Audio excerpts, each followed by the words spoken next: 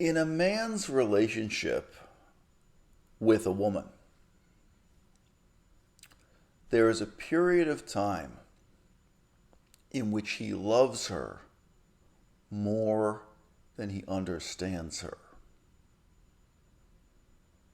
And then there is a period of time in which he understands her more than he loves her, whether or not he loves her any less. These are wise words that I genuinely believe have never been spoken in any language anywhere in this world before. If some of you want to Google around in a Russian, Japanese, or Swahili and find me an example of someone who has said it before, I would be interested to hear. Now allow me to switch the genders because it is just as true when stated the other way around. When a woman loves a man, at first, in the beginning, she loves him more than she understands him. And then, after a certain point, she understands him more than she loves him.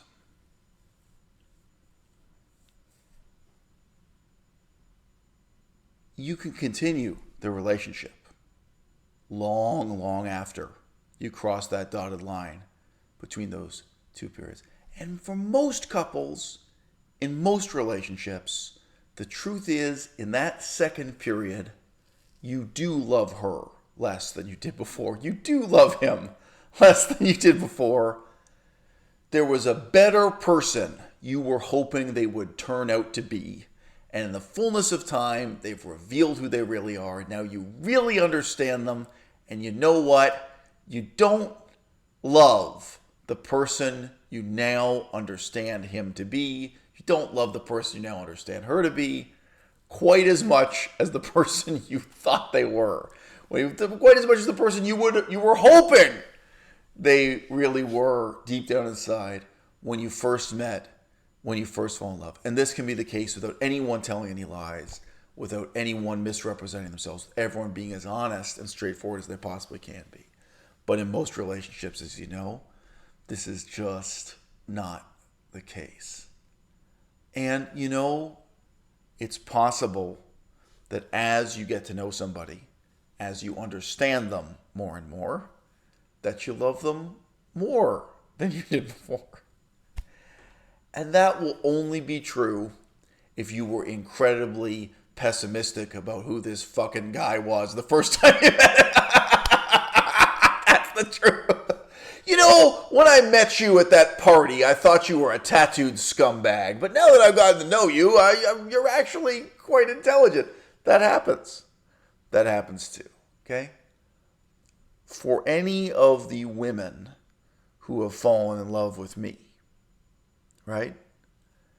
Especially since the start of this YouTube channel, but even before, when women fell in love with me through my writing or through hearing my voice, giving a lecture, an academic colloquium or something, inevitably, right, there was some other man they wanted me to be, somebody they were thinking I was. And then they come to understand who I really am, and they decide whether or not they want to love me anymore. A woman named Karen Dawn fell in love with Peter Singer. And she says herself, in these legal documents filed with the court, that she was in love with him, that she was deeply in love with him. And this story runs from 2002 right up to 2022. So we can call it an even 20-year period. It's one of the most significant relationships in her life. But Karen, if you see this video, you know what, Karen? I understand if you want to stop watching now, frankly. The rest of this video might be painful and upsetting and even frustrating for you to hear. I think, Karen, what you should take away from this video is exactly that contrast, exactly that question. the period of time in which you loved Peter Singer, but you didn't really understand him, in contrast to the period of time in which you understood him. Maybe increasingly you understood better and better who he really is. But deep down inside you felt, now that you know who he really is, you just couldn't love him anymore.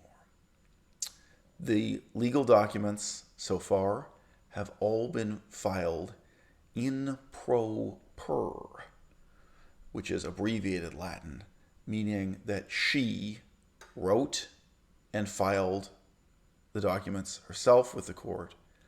Either she did not have a lawyer at all, or the involvement of lawyers was incredibly minimal. I've seen her say in a separate article that she has no law firm, she has no representation. So to a very large extent, she wrote these legal documents the same way you'd write an autobiography, as far as we know, with no real interference or coaching from a lawyer. And I sent her an email, and I encouraged her to write an autobiography about it. This action arises out of a 2-decade period of continuing infliction of emotional distress, which began in 2002 when Peter Singer and Karen Dawn met, and ended in 2020 with his resigning from the board of the nonprofit she founded. For much of that period, Karen Dawn was a gifted writer, radio host, and activist, but was emotionally and mentally fragile. Peter Singer, far more stable and with much apparent professional power over her, took sexual and professional advantage of her state. We're talking about a 20-year period in which Peter Singer goes from being in his mid-50s to being in his mid-70s. We're talking about a period of time in which he is indeed married to another woman, as you're going to hear. His behavior, quote, was part of a predatory pattern, close quote, was extreme and outrageous, especially given his position as head of the ethics department at an Ivy League university. He caused Karen great emotional distress, which is well documented in over 5,000 emails between them. If I may predict the future, I think it is just a matter of time before those 5,000 emails are posted or shared somewhere on the internet, perhaps a selection of the 500 most piquant for the historical record.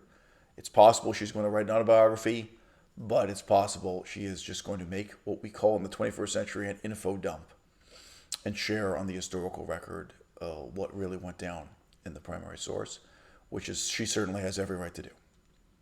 You know, you may have noticed I inserted quotation marks at one point there.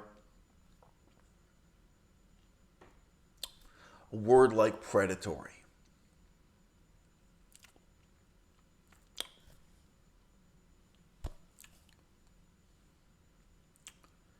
Is it predatory, what Peter Singer did? I think it's despicable. I think it's immoral. I think it's selfish. I could even say it's evil. But predatory. We're all vegans here. Is it really in any way comparable to the relationship between predator and prey?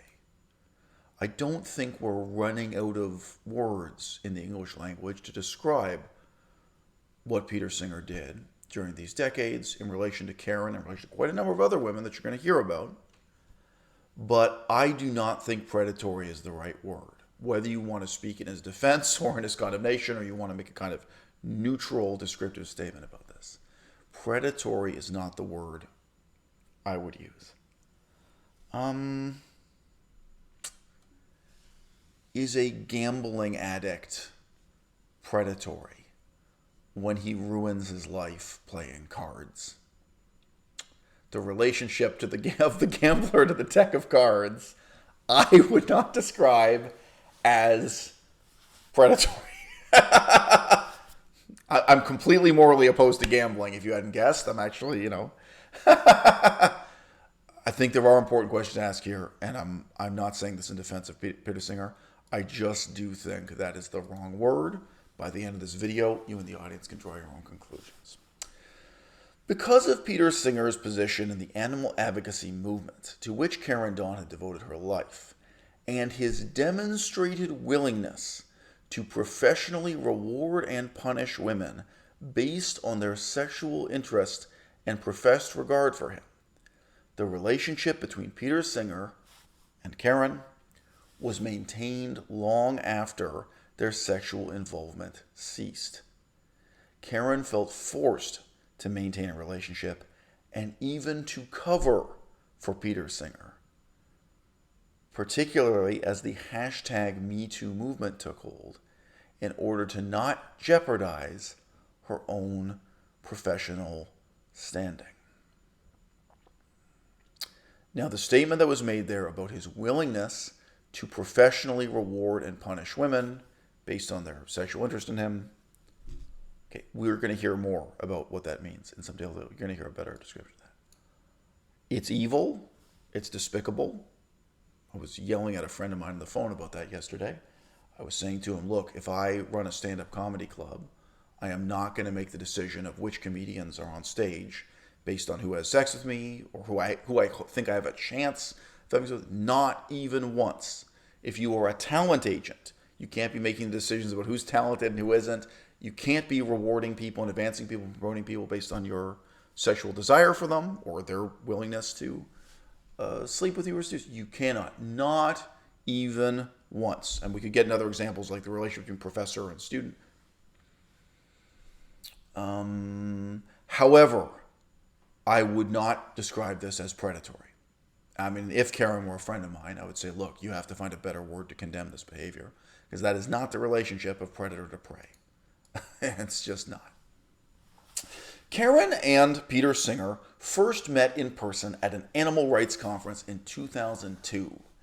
At the time of their meeting, Peter Singer was widely known as the father of the animal rights movement. Before their meeting, Karen expressed anxiety to Peter Singer about meeting him because of his status and because he was her hero. Karen was accompanied to the conference in the initial lunch meeting by Peter Singer. She was accompanied to the conference and to her initial lunch meeting with Peter Singer by her partner of 3 years. She had been together with the same man for 3 years at this point. She was planning, as you'll hear, to get married to him. Over the next year, Karen noted in numerous emails to Peter Singer that she adored her partner, who she credited with rescuing her from a bad path and allowing her, with his financial and emotional support, to devote herself full-time to her animal advocacy work. She made clear that she planned to marry him. After the conference at which they met, once Karen and Peter returned home, Peter called Karen at her home in California. Karen was extremely flattered by the attention of the man known as the father of the movement, to which she had devoted her life. Peter Singer called Karen daily for a period of weeks. Peter Singer knew that Karen's partner, her partner of 3 years, we could call him a fiancé, they're planning to get married. Peter Singer knew that Karen's partner was in the midst of a divorce in the state of Texas, and therefore often away, which allowed Karen to welcome the daily phone conversations. It was in one of those calls that Peter Singer told Karen that he had a sexual interest in her. When Karen expressed surprise, given that Peter Singer was married and a professor of ethics, Peter Singer told her that he had a, quote, "don't ask, don't tell" arrangement with his wife. Yes, this is the thing, guys. Which part was it that surprised you? That he's married or that he's a professor of ethics? Karen learned only after she had entered into an affair with Peter Singer that no such don't ask, don't tell agreement existed between Peter Singer and his wife. Now, I'll digress for just a moment here. I'm sure you didn't tune in for any philosophizing from yours truly on camera in this video. But Peter Singer is now an old man who influences the morality of the young. I might put him on trial, something like Socrates, for the corruption of the youth. Although it is true that he is a professor of ethics, the ethical code he professes is very much the opposite of moral. You might say he's a professor of and teaches a lack of ethics. He is a professor of so-called utilitarianism. What I wonder at here is the even more shocking extent to which him cheating on his wife, lying to his wife, and lying to the women he is seducing, lying to his extramural partners, so to speak, lying to these other women about what his relationship with his wife is, that all of these lies, from his perspective, are in fact ethical. They fit neatly into the philosophy he spent his whole life preaching, that he is in fact maximizing pleasure and minimizing suffering. He minimizes the suffering of his wife by lying to her and concealing the affairs. He minimizes the suffering of the different women he's sleeping around with. You will hear they are women plural, by lying to them also. Utilitarianism is indeed a philosophy of lies, the most dangerous lies being the ones that we tell ourselves, if we are foolish enough to be utilitarians. After their affair began, Karen learned that she was one of 3 women who received daily attention from Peter Singer and with whom Peter Singer was sexually involved at the time. To be clear, this is 3 women in addition to his wife. We later in the document learn about 2 more. And again, this is a document written from Karen's perspective, if you hadn't guessed. If those 2 more did not replace 2 of the 3, because she doesn't mention anyone quitting, that would add up to a harem of 5, if not a total of 6 partners if we include his wife, because we're not told that he's refused. So if he is paying attention at this time to these 3 women plus his wife, that's 4. 2 more are added, that would make 6.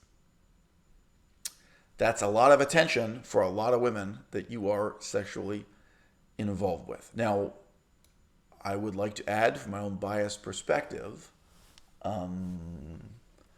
that is not necessarily immoral. I don't think, however, I have to convince my audience that this particular exemplar of polyamory is immoral in the extreme. If Peter Singer believed that what he was doing was ethical, why do his ethics rely on deception and concealment? And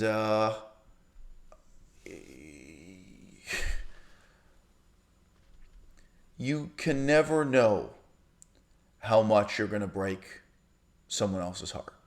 You can never know how much harm you're going to do to someone, how much damage you're going to do just by trying to love them, just by trying to help them. But I think anyone looking at the broad outlines of this situation would say that it is inevitable that Peter Singer is doing harm to a great many of the women involved, certainly including his wife. Right? So, yes, it's not a matter of probability, but a matter of inevitability with this scenario that you're going to hear described in more detail now, that people will get hurt, people will be harmed. And what the benefit is remains conjectural indeed. I would just like to voice my unpopular philosophical opinion, which I have in common with ancient Theravada Buddhism and Arthur Schopenhauer. Not too many philosophers in the history of Europe, but Schopenhauer's one. I would like to voice my opinion that sex and happiness are 2 completely different things, that even sex and pleasure are 2 very different things. I actually do not accept the identification of the physical act of sex with enjoyment or pleasure at all. I think it's actually worthwhile for all of us, people who watch this video at all ages, It's possible my own daughter will watch this one day as a teenager or something. I think it's actually really important to reflect on the very complex constellation of factors that have to be surrounding the sex act to make it in any way enjoyable, or to compare it to something, to make sex more enjoyable than masturbation, to make it something more, even in this sense, even as there's a mere animal pleasure, for sex to be pleasure rather than being a chore. You know, drinking coffee is not pleasure. Drinking coffee is not happiness. Drinking coffee alone is not pleasure or not happiness. Drinking coffee with another person is not necessarily pleasant or not necessarily happiness. What are the factors that make drinking coffee, sitting at a table with another person, more enjoyable than sitting and drinking coffee alone? That may seem shallow. It's both of pragmatic significance and it's profound. You know, I once sat down in a coffee shop and had a conversation with a guy who worked in the wood bending industry, wood processing industry. You know, if you don't respect someone's opinion in life, their perspective in life, if you're not even curious to hear what they're going to say next, you know what I mean? You don't want to sit down and have coffee with them. I did this guy. This is a positive example. I got to hear about his life in the woodworking industry, whatever you want to say. I really appreciated whatever it was, 5 minutes of talking to this guy and hearing his perspective on the world. I think a whole lot of you in this audience have had sex with people you don't even respect that much, and where you're not even curious about what they're going to say next. And it's a goddamn shame. But that's so... What are the prerequisites for enjoying drinking a cup of coffee with someone? What are the prerequisites for enjoying the merely animal act of sex? Is it possible for Peter Singer to have this with 5 women other than his wife simultaneously, more than 30 women in total? These are the even shallower questions we're going to get in for the rest of this video. So, after the affair began, Karen learns she is one of only 3 who Peter Singer is giving attention to on a daily basis and with whom he is sexually involved. During their involvement, Karen learned that she was one of approximately 30 women within the animal rights movement with whom Peter Singer had been sexually involved. Here is the problem. I'm reading one version of the events that she actually filed as a court document. There is another version that she wrote just as an article on her own website. It's not exactly the same story. That's why I'm reading one or the other. There, she specifies, she makes it clear that this number 30 is what Peter Singer told her. Here, it's just sort of stated in the abstract as if it's an established number.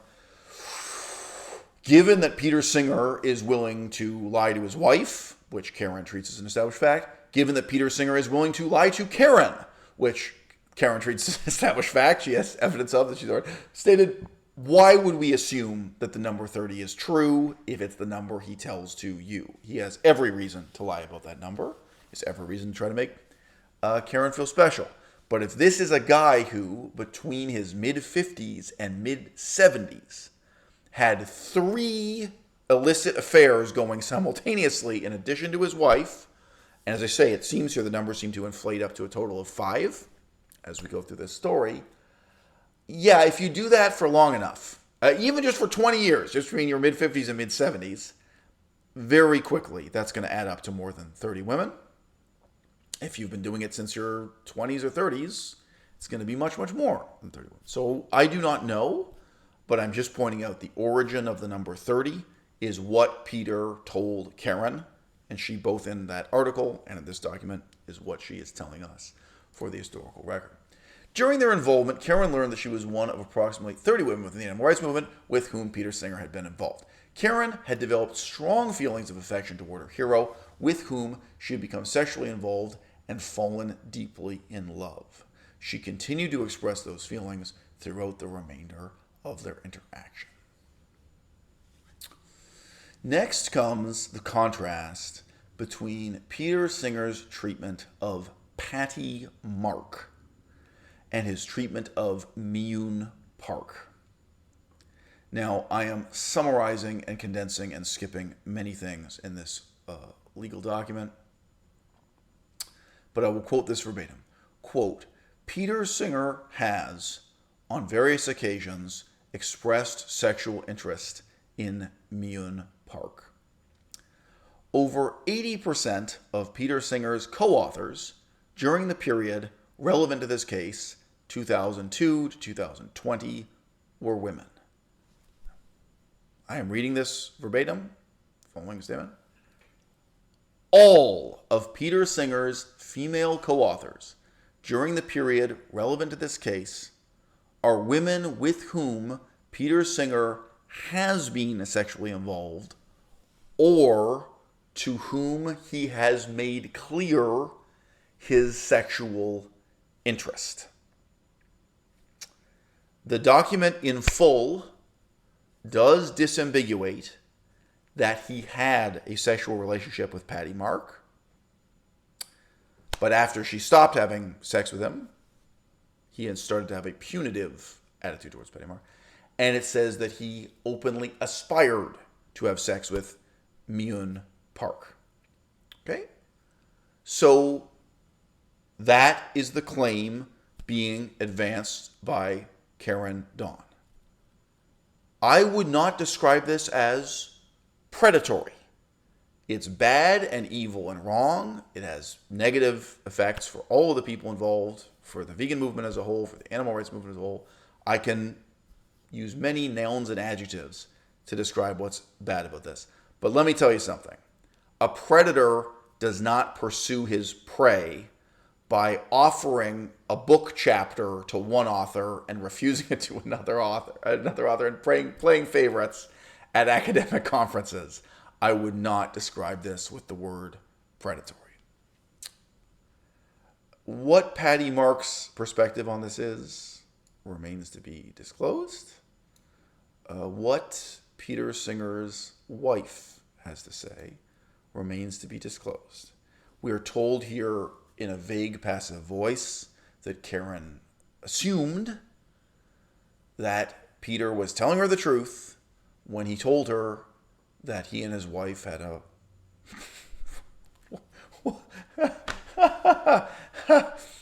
a mutually agreeable arrangement. Don't ask, don't tell. And then we are told dramatically, but ever so vaguely, that she later learned this was not true. So did she perhaps learn that directly from Peter's wife? We don't know. Working on that first LA Times op-ed together, Karen and the defendant again became sexually involved, with Karen agreeing to be part of Peter Singer's harem as long as she was his favorite, the lead in his orchestra, as he called it. So let's be very clear.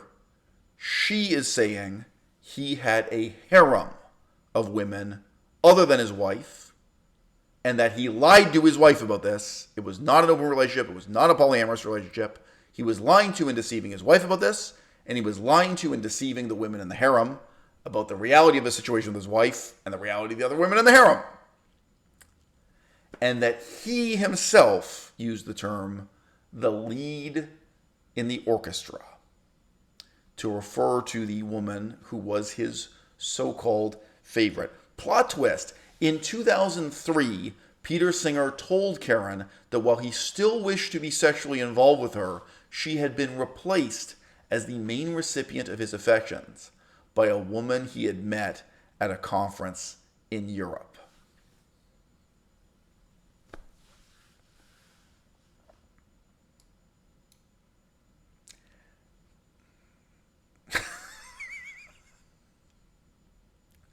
$5,000 emails. 5,000 emails. I'm sure there are multiple emails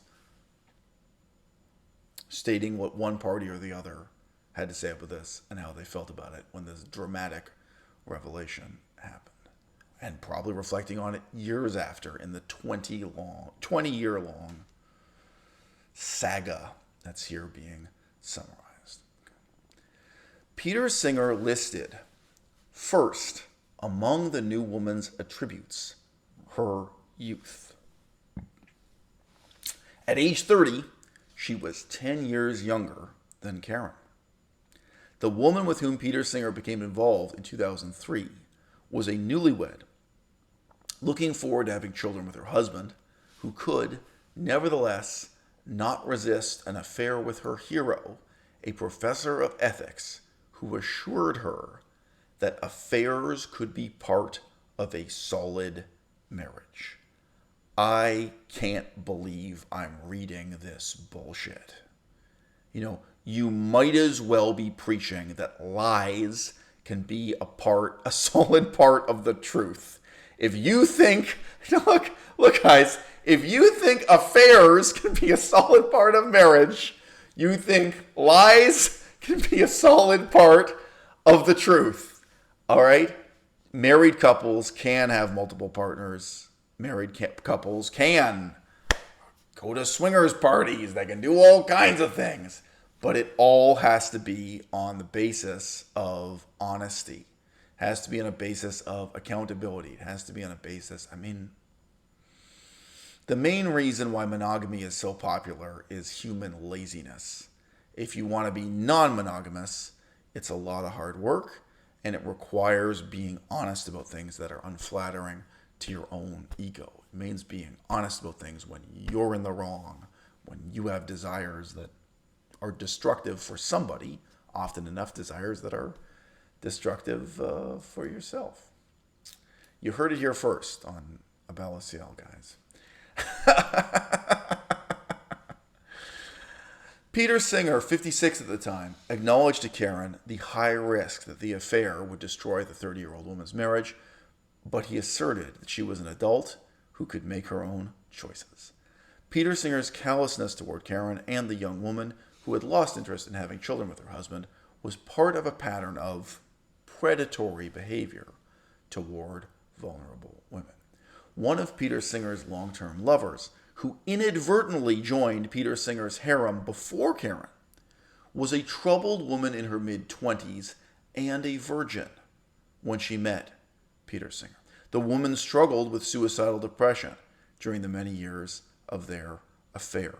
Peter Singer shared with Karen that the woman's depression and neediness was a burden on him, though he enjoyed the sex and did care about her. Peter Singer paid for the woman's therapy in an attempt to heal her depression, until the therapist suggested that she, the woman in the mid-20s who literally lost her virginity with Peter Singer, that she would have a better chance at healing if she were not in daily contact with a married lover who had a full life elsewhere. At which point Peter Singer refused to keep supporting the therapy because he said that would be working against his own interest. Guys, I want to tell you something. Every relationship involves sacrifice. Every relationship involves opportunity cost. And Karen, the woman telling this story, I think to some extent she's not comfortable in accepting responsibility for her own choices and the opportunity cost that it entails. She has said to us and to the court, openly on the record, that she fell in love with Peter Singer, deeply in love with him. Well, if you love that man, then you accept the fact that you ruined your marriage to the first guy you were with, this guy she was with for 3 years before she was with Peter Singer. You accept that you ruined that relationship because you fell in love with another man, and that's on you. That's your responsibility forever. Just tell me something, Karen. What did Peter Singer promise you? Did he promise you that he would get married to you? Did he promise you that he would grow old and retire with you? Did he promise you that he would buy you a house, that you would live together? Did he promise you he'd buy you a house across the street from his wife and you guys would live again? That exists. Not everyone lies to their wives. You can have 2 houses on the same block with 2 different girlfriends in them. All kinds, especially for a multimillionaire like Peter Singer, all kinds of things are possible. Did he ever tell you that he was going to introduce you to his wife and be honest with his wife about you? What did he promise you? I'm going to fucking tell you right now what he promised you, Karen. He promised you less than the woman in her mid-20s who he deprived of her virginity. Whatever promises he made to you, Karen, at age 40, I am absolutely certain were fewer and more meager than the promises he made to that woman who was still a virgin in her mid-20s when she got into bed with him. I don't know. I don't know what hopes or dreams she might have had for being with a much, much older man who was married, etc., and professor of ethics, as we keep being reminded.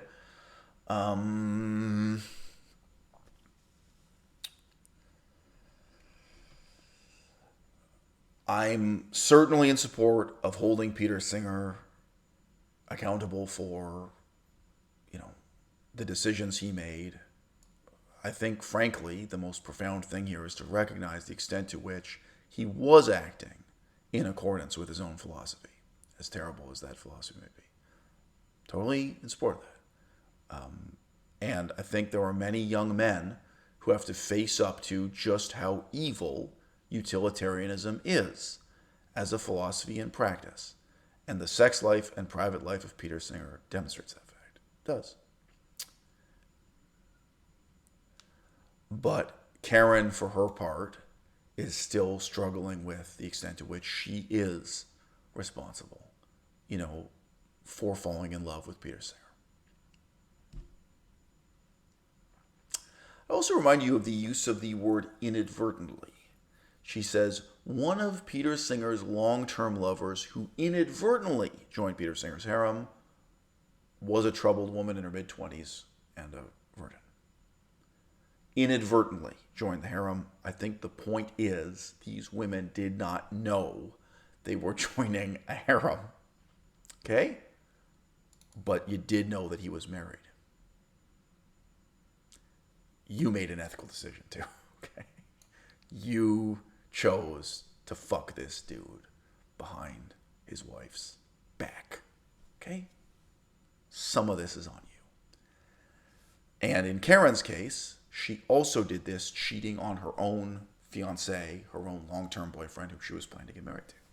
So you did it behind his back also. It was double cheating. Neither one of you was in an open relationship. Neither one of you was polyamorous. Neither one of you was honest with your boyfriend, girlfriend, husband, wife. With her self-esteem in tatters, feeling old compared to her brand new and young replacement, Karen had a facelift in 2004 at the age of 41. Her face became infected and she was ill for weeks. She was ashamed to discuss the details of her surgery with Peter Singer, who asked what surgery she had undergone that had brought on the infection. She told him that perhaps she would tell him one day. Ironically, when she did eventually tell him years later, he responded with self-righteous indignation and fury rather than any compassion. Unable to bear all alone the pain, she expressed... Okay, I'm sorry, this is not my fault. Once in a while, the sentence is poorly structured, guys.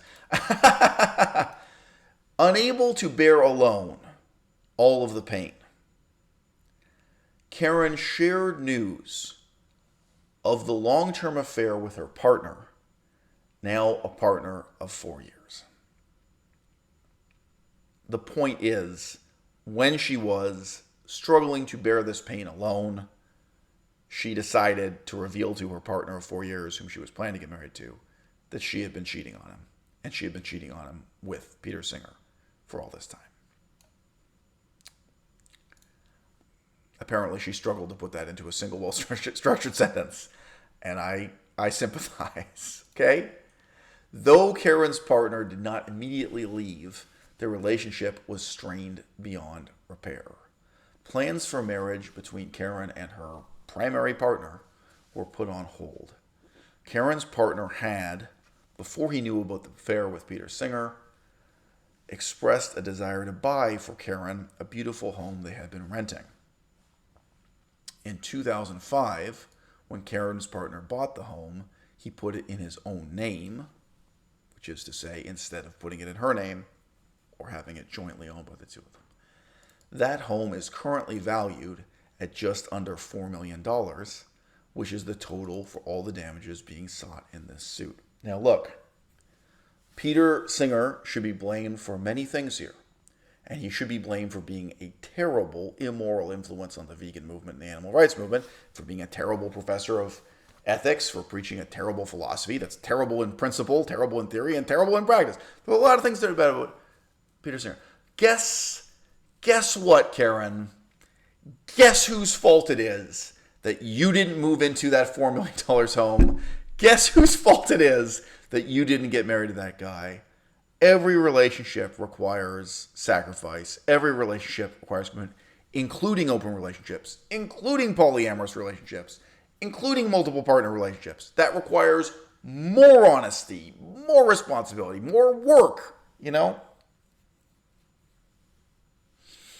Monogamy is fundamentally lazy compared to keeping just 2 women happy. Monogamy is unbelievably easy compared to having a harem of 3 women on the go in addition to your own wife. And as I say, whether you count the total as 4, 5, or 6 during this period of time, I don't even know. But Peter Singer pursuing relationships with so many women simultaneously, that's a lot of hard work.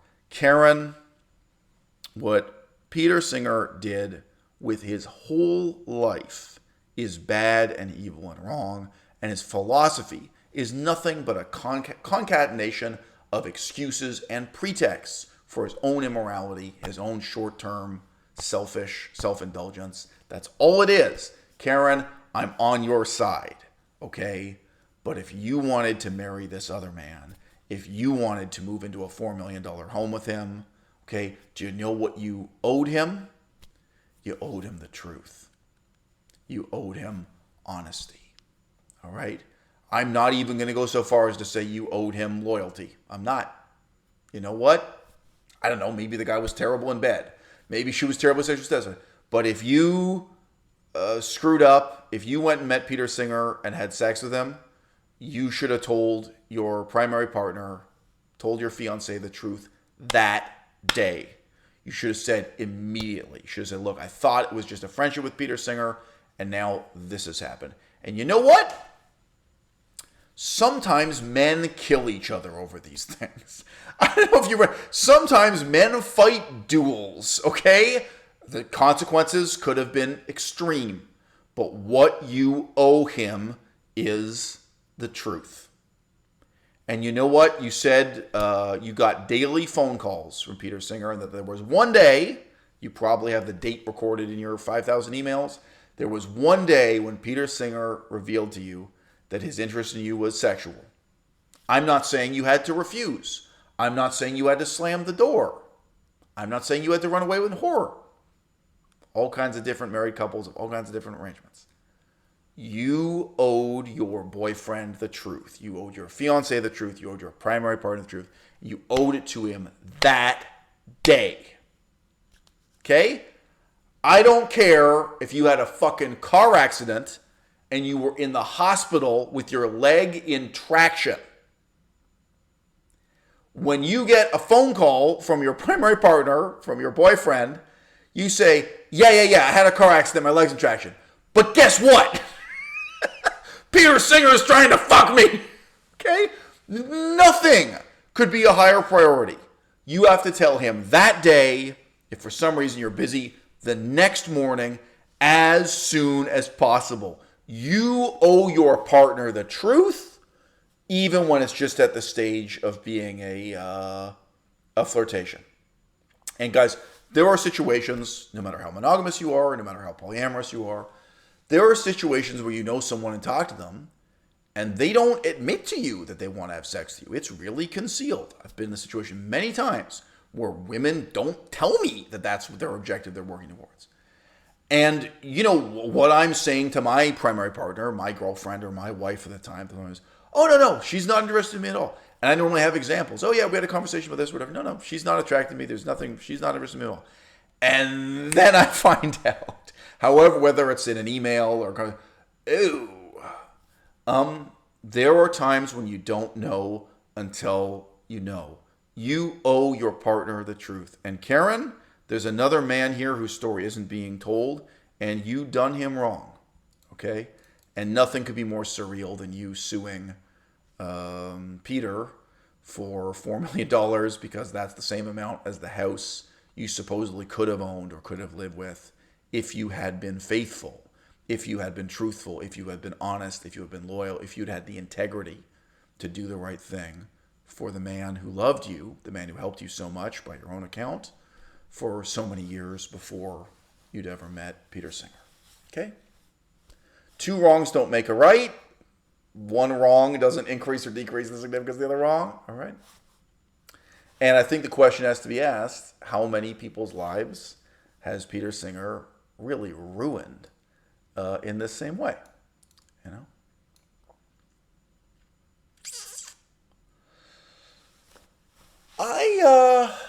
I don't believe in punishing someone for breaking a rule that they never agreed to follow. If you're in love, talk about this stuff. Talk about it in advance. Talk about it before it's too late. Talk through best case and worst case scenarios. I knew a professor, guy with a PhD, and his life was ruined basically because of his relationship with this other older professor. They're both male, who kept punishing him for violating rules, violating this code that only existed in his own mind. So some of you have enough involvement in academia to relate to, some of you don't. But it's like, you asked that other professor to invigilate your essay instead of me. You should have asked me first. Even if I had refused, I should have refused first, and then you asked him. And where that was like, in his mind, that was a big deal. It's like, by asking that other professor to help you, you've shown that you have more respect for him than for me. Like, he had these rules just in his own mind. Nobody else signed up to play by these rules, bro. And like, again, these rules, as you can kind of guess from this one example, they weren't completely insane. A little bit insane. But I remember when I was thinking about that, when I learned that whole story, that was the first time I really reflected, not talking about, the Constitution of the United States of America or something, not talking about laws, not talking about the Constitution of France or Constitution of Cambodia, but that in our personal lives, in our direct relationships with others, professional lives, workplace, friendships, romance, really, you got to take pride in this. You got to take a sense of pride in saying, I am not going to punish you for breaking a rule you've never even heard of before, that you never agreed to, that I never told you. This meant so much to me. And yeah, the flip side of that is, you knew the rules, you signed up to them, you agreed to them. This is the code of ethics we decided we were going to live by. You broke the rules. You did so knowingly. So now you got to live with the consequences. Yeah. Though their relationship was not otherwise strain-free, Karen and her ex-partner both see her affair with Peter Singer as having taken the greatest toll in their relationship, which eventually dissolved. Karen and her ex-partner both hold that they probably would have married if not for Karen's all-consuming affair, and then continued invasive relationship with the most prominent person in the movement to which she had devoted her life. Karen believes that if not for the affair with Peter Singer, she would still be living in the home she was in when she met her primary partner, her former fiancé, financially secure and able to devote herself completely to her animal advocacy work. You don't know that. There was a married woman who wanted to sleep with me a few years ago, and I told her, no, don't do it. Don't ruin your marriage. Don't ruin your relationship with your own children. Don't ruin your life. No. Now, I'll be real with you. My attitude had nothing to do with me. It had nothing to do with me. This was simply about doing the right thing because it's the right thing to do. It had nothing to do with what would make me happy. But nothing to do with this utilitarian notion. And here's a very important point. It had nothing to do with whether or not she could get away with it. It had nothing to do with whether or not her husband would find out. Whether or not her kids would find out. Nothing to do with consequences. Right? It's just a matter of doing the right thing. Here's the thing, guys. I don't know if I can count how many men she ended up cheating on her husband with instead of me in the years that followed. I mean, I think at least 3 come to mind. I don't know if the number is 3, 4, or 5. All right. Now, I'm not saying this to belittle her or insult her. She had reasons to be unhappy with her husband. There were many ways in which that was a bad marriage. There were many ways in which that husband was a bad guy. I'll be real with you. My feeling about her husband is that he is a repressed homosexual.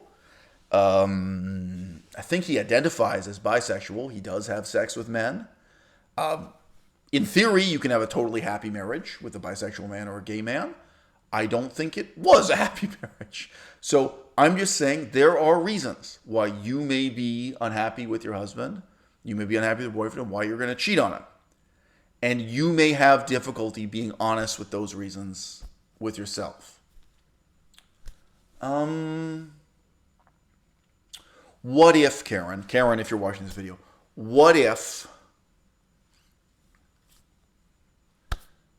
you ruined your life with Peter Singer, but if you hadn't ruined your life with Peter Singer, you would have ruined your life with somebody else anyway? What if the passions you felt and the more meaningful life you were reaching out for and the things you wanted, what if, you know? Now, look, guys, I don't think any kind of easy inference can be drawn from this set of contrasting examples. I definitely do not think I can now live my life with the attitude, well, if I don't seduce this married woman, some other guy will. Some other guy worse than me is going to seduce her anyway. And I also don't think I can have the attitude, well, she hates her husband anyway, or her husband is failing to satisfy her anyway, so if she wants me and she can't have me, she's just going to have some other guy, and the outcomes will be the same. In that particular scenario I'm alluding to, there were her infidelity had terrible impacts for her husband, terrible impacts for her children forever. I mean, nobody's going to forget what happened, but it wasn't me. I don't have to live with any of those impacts. So,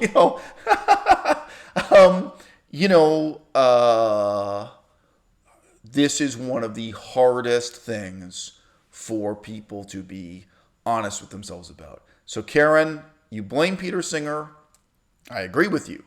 I also blame Peter Singer. Okay? But you, Karen, you chose to lie to your boyfriend, your primary partner. You did that. And it's easy for you to say you only did that because Peter Singer is so desirable. If that desire was in you, okay, it could have sought out and found and responded to and latched onto another man. The excuses you made, Karen, in your own mind, they're not here in this document, the excuses you made to justify your infidelity, to justify your dishonesty, the excuses you made to justify cheating on your boyfriend, you could have made those same excuses for another man to justify cheating with someone else other than Peter Singer. Okay? And the reverse, if we flip around, the reverse also holds true. Right? If you had been the kind of person who was steadfast and honest, right? That honesty, that sense of personal integrity, you would have applied to Peter Singer the same way you would have applied to a male bodybuilder, a male bikini model, whatever. Like some totally different guy. Someone much more handsome than Peter Singer, someone much more intelligent than Peter Singer. If you know what I mean? If you could demonstrate that kind of personal integrity in response to the romantic overtures of Peter Singer, then you can demonstrate that to another guy. And if you lack it, if you don't have that personal integrity when Peter Singer comes at you, right? I am not willing to assume Peter Singer is so special. And as I just said with my own example, I'm not willing to assume I am so special. There were some fucking 16-year-old people watching this video, and this is the first time a middle-aged married person puts you on game. Guess what? If you're watching this, you're 16 years old, your own parents, your own grandparents have been through this shit. Okay, guys? And guys, I've had Muslim friends. Okay? Muslims, Orthodox Jews, devout Buddhists, Buddhist monks, I know you think this stuff only happens to Jerry Seinfeld. No. No, this is endemic to the human condition. Okay? We are a bunch of mammals pretending to be angels. But the good news is we are not mammals only. We are the mammals who invented the atom bomb. Okay? Fortunately, we can be much more than, we can be much better than our animal desires. But we become more than and better than our animal nature by working with it, not against it. And that's why I put so much emphasis on honesty. If you fucked up, if you made a mistake and you sent Peter Singer a flirtatious email, anyone, you sent me a flirtatious email, fine, some of you in the audience. Some of you have. Some of you have sent me naked pictures of yourself. I need more. If you tried to cheat on your husband by sending another man a flirtatious email, a sex email, or whatever, okay, you owe your husband the truth. You've got to be honest. You've got to be honest today. You don't have to be perfect. You don't have to be an angel. You don't have to be monogamous. You don't. You can have an open relationship, whatever. Okay? What you have to be is a person of integrity. What you have to be is honest. What you have to do is keep it real, especially when it's inconvenient for you. All right? Oh. During most of the period relevant to this complaint, the National Animal Rights Conference was run by a man who awarded 80% of the plenary speaking spots to men, while women made up close to 80% of conference attendees.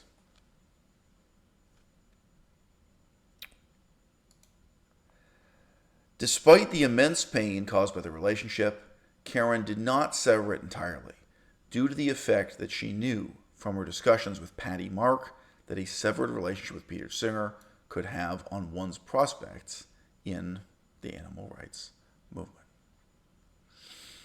The 5,000 emails between Karen and Peter Singer contain regular slights and bits of emotional abuse, including an email in which Peter Singer argued that people with loving families had lives that were more valuable than people without them. Peter Singer fit the former mold, and Karen fit the latter. In 2016, Peter Singer agreed to be on the board of Karen's newly formed nonprofit, Dawn Watch, as long as there were no duties other than an annual meeting. The understanding being that his very presence on it would be helpful with regard to prestige and funding. On December 15, 2018, Peter Singer arranged a multiple-hour layover in Los Angeles on his trip between New Jersey and Melbourne in order to attend a fundraising dinner for Dawn Watch.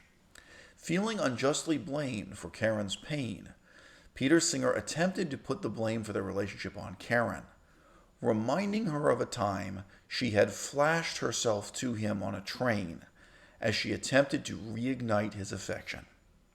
He used the word cunt as he reminded her of the humiliating event. I did the math. He would have been around 72 years old when the following anecdote happened. Circa May 9th, 2020, Karen expressed the desire that Peter Singer become more involved in her nonprofit and help raise funds for it, as he had always spoken so highly of her work. The letter, dated May 9th, was neither affectionate nor hostile. In the letter, Karen pointed out that Peter Singer's unequal standing in the fundraising field could help her nonprofit get ahead. Bill and Melinda Gates had written the foreword for one of Peter Singer's books on effective giving, exemplifying his standing in this regard, his enormous power to effectively raise funds. With the home she had lived in with her partner being sold, Karen was, at the time, living in an RV in Santa Barbara. For those of you who do not know what RV means, this comes very close to the joke from Saturday Night Live that you will one day end up living in a van down by the river. An RV or mobile home may be a very comfortable place to end your days, but Karen is lamenting that she handed over the prize of her love to a man, Peter Singer, who had no interest in taking care of her in her old age, and she sacrificed her relationship with a man who apparently was willing to take care of her own age and to financially support her as a vegan activist for many years. In his response to this letter, so I'm skipping over some of the details here, a letter with them disputing what had fallen out between them. In his response to this letter, which did not include the apology Peter Singer had desired and expected, Peter Singer quit the board of Karen's nonprofit. In quitting the board, Peter Singer exercised his power to harm Karen's standing in the nonprofit community and confirmed Karen's fear that a less than adoring attitude towards Peter Singer would result in professional retribution. The facts laid out above demonstrate Peter Singer's decades-long pattern of predatory and abusive behavior, including abuse of power, which caused Peter Singer grave emotional distress and had grave consequences. The claim is that Peter Singer consistently had women as his co-writers who he was attempting to have sex with or actively succeeded in having sex with. In this document, it claims this is true of his female co-authors without exception, whereas his male colleagues were under no such pressure, shall we say. Many of these allegations have no names and no faces attached to the particular women involved. The number of 30 women, the harem of at least 3 women at a time in addition to his wife. Well, guess what? Every single female co-author, writer, activist he's worked with, everyone who's been named as a co-author or colleague of his who's a woman, this legal document calls out. This points the finger at them and says, either you did have sex with Peter Singer, or you knew at the time of your collaboration with Peter Singer that he was trying to have sex with you, that he was pursuing you. He had made clear to you. Okay? Now that may not be true, but I think at a minimum we have to say Karen knew enough examples that it seemed to be true.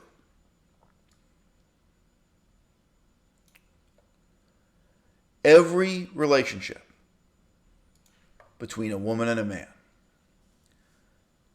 begins with a great deal of love and very little understanding. With the passage of time, you get to understand who the other person really is. You understand them more and more, and tragically, inevitably, you love them less and less. Once you get to know someone, once you understand who they truly are, that doesn't have to be the end of the relationship. It could be a turning point where you decide to get married. It could be a wonderful thing. But whoever you thought this person was at the beginning of the relationship, you're wrong. It's absolutely inevitable that your assumptions about them will prove to be wrong, whether those assumptions are charitable or very pessimistic.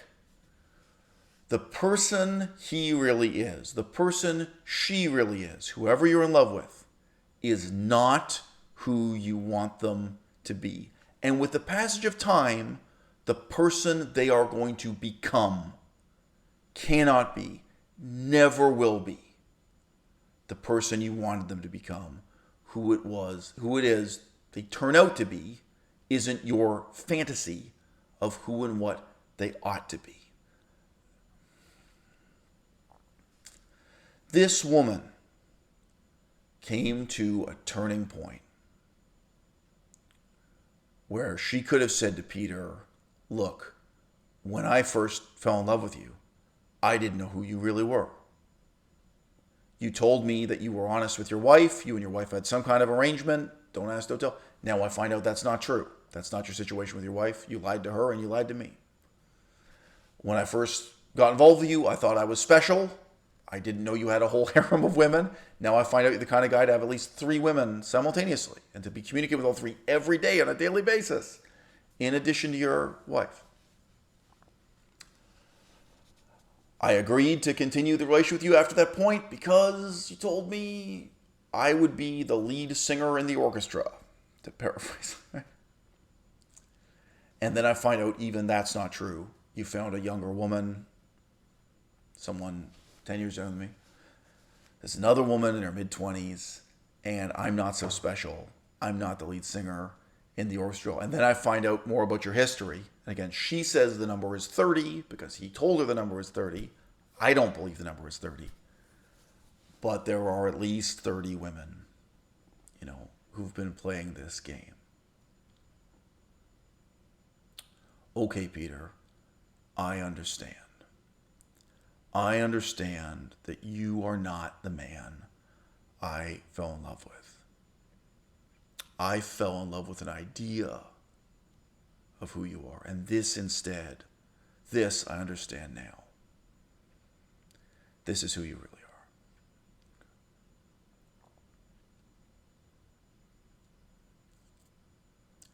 The nicest thing I can say to any of you in the audience is that I hope you fall in love with someone and that you only love them more with the inevitable gradual growth of that mutual understanding.